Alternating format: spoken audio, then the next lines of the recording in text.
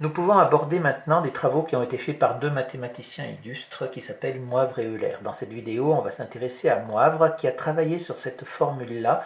Alors cette formule-là, je rappelle, c'est une formule qu'on a déjà vue, on ne l'a pas vue pour la forme exponentielle, on l'avait vue bien avant, qui avait dit que si on prenait un nombre complexe d'arguments θ, si on l'élève à la puissance n, alors l'argument est nθ. Et donc Moivre a écrit cette formule sous cette forme-là, c'est-à-dire une formule qui porte son nom.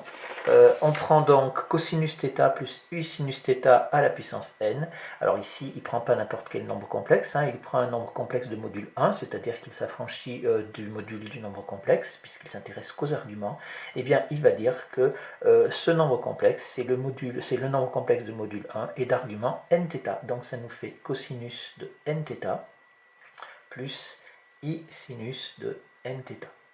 Voilà la formule de Moivre ici. Alors, pour la démontrer, en fait, il n'y a pas de démonstration parce que c'est tout simplement une écriture différente de la propriété de cette propriété-là, comme je l'ai dit, argument de z à la puissance n égale n fois l'argument de z, ou encore de la formule comme ça, sans le module du nombre complexe, exponentielle θ à la puissance n est égale à exponentielle i nθ.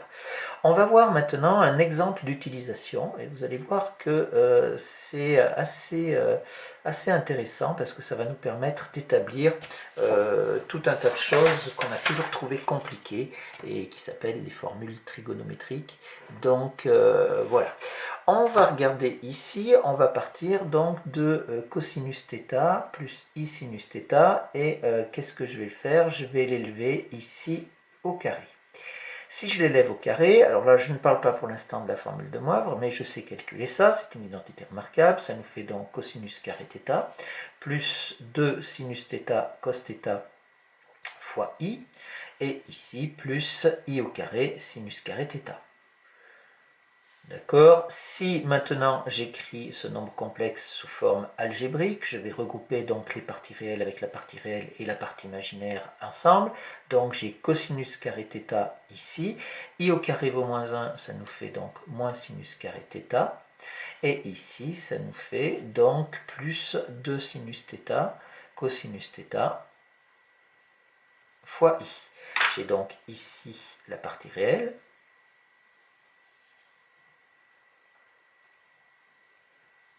Et ici, la partie imaginaire.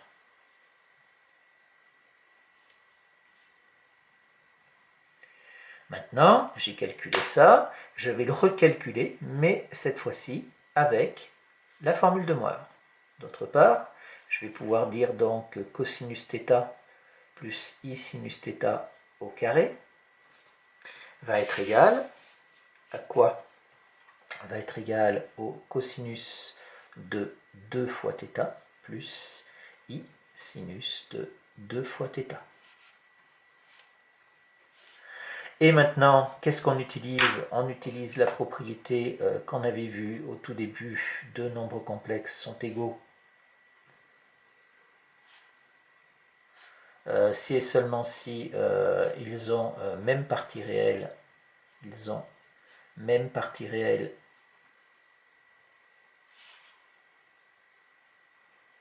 et même partie imaginaire.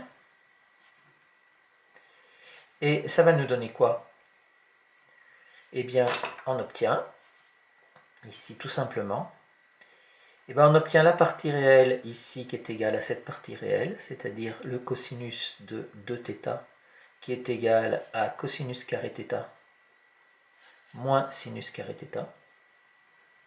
Et la partie imaginaire, c'est-à-dire ici sinus de θ, sinus de 2θ, qui est égal à 2 sinus θ cosinus θ. Donc ces formules qui sont parfois un petit peu difficiles à obtenir par d'autres moyens, eh bien grâce à la formule de Moivre et à l'écriture des nombres complexes sous forme algébrique et sous forme trigonométrique, eh bien ça nous permet de retrouver des formules. Alors j'ai pris celle-là parce que c'est la plus utilisée, et honnêtement, moi, des fois, quand je l'oublie, parce que ça, c'est des formules trigonométriques, on ne les utilise pas très souvent, et quand je l'oublie, c'est vrai que je la retrouve rapidement grâce à la formule de Moivre.